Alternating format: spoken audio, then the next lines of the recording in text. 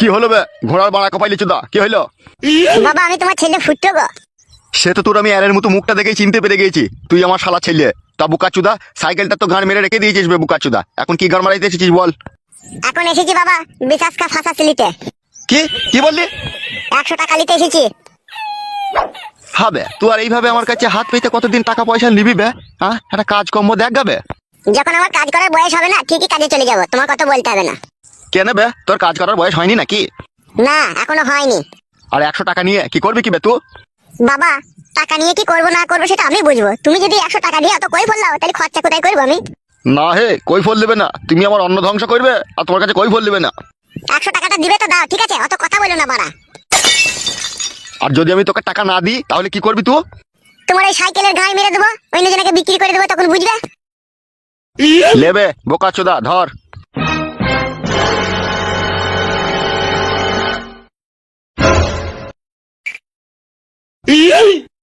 খান কি ছেলে, সারাদিন কাজকর্ম নাই, কি জি করে বুঝা বড় মুশকিল। আসুন গোলাপ ফুল নিয়ে যান, খুবই অল্প দামে আপনাদের ভালোবাসার মানুষকে গিফট করুন।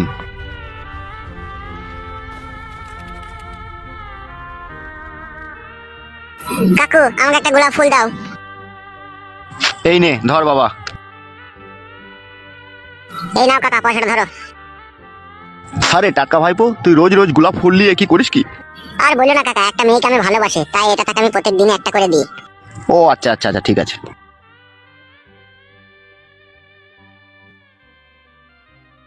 আসুন আসুন, সৌন্দর্য গোলাপ ফুল নিয়ে যান।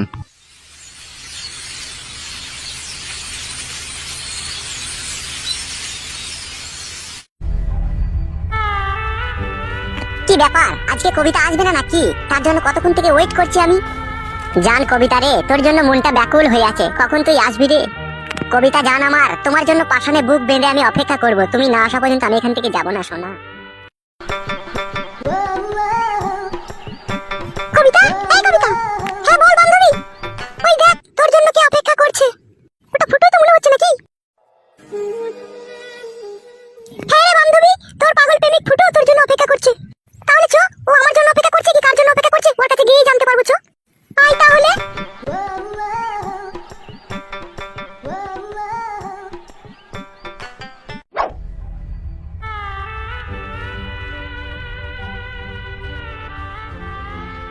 কি ফুটো, তুমি কার জন্য অপেক্ষা করছো? যার জন্য আমি অপেক্ষা করি সে আমার মনের খাঁচার ময়না পাখি, আমার প্রাণ প্রিয়সী জান, আমার কবিতা শোনা। তাই নাকি? এই কবিতা, ফুটো কি বললো শুনেছিস? শুনলাম তো, জান একটু কথা বলো ওর সাথে। ফুটো তুমি রোজ রোজ আমার জন্য একটা করে গোলাপ নিয়ে আসো কেন? তুমি ওই পয়সাগুলো তো পেটে খেতে পারো, তুমি কেন ফালতু আমার জন্য একটা করে গোলাপ কিনে নিয়ে আসো? কবিতা, তুমি আমার মনের বাগানের এক সৌন্দর্য গোলাপ, তাই এই গোলাপ দিয়ে তোমাকে আমি শুভেচ্ছা জানাই, এই নাও ধরো। লে বান্ধবী কবিতা, ভালোবেসে দিচ্ছি যখন নে না। ফুটো তোমাকে একটা কথা বলবো আমি। শুধু একটা কথা কেন কবিতা, তোমার হৃদয়ের যত কথা আছে সব তুমি বলতে পারো জান। ফুটো তুমি আমাকে খুব ভালোবাসো বলো। হ্যাঁ আমার জান কবিতা, তুমি আমার শরীরের প্রতিটি অঙ্গ পতঙ্গই মিশে রয়েছো, শরীরের প্রতিটি রক্তর শিরায় শিরায় তুমি আমার মিশে রয়েছো। তুমি বিহীন এই জীবন পুরো অন্ধকারে ঢেকে যাবে জান। আর আমি যদি এই জীবনে তোমার না হতে পারি তখন কি করবে তুমি? ওইভাবে বলো না কবিতা, তুমি যদি আমার জীবন থেকে হারিয়ে যাও কখনো তাহলে আমার বুকের ভিতরে ইটের ভাটার মতো আগুন জ্বলবে জান, আমি বাঁচতে পারবো না। আরে বান্ধবী, ফুটো তো তোকে সত্যি করেই ভালোবাসে মনে হচ্ছে। তুই চুপ। ফুটো আমি এখন আসছি, আবার পরে দেখা হবে। ঠিক আছে জান, তাই হবে, তোমার অপেক্ষাতে আমি থাকবো।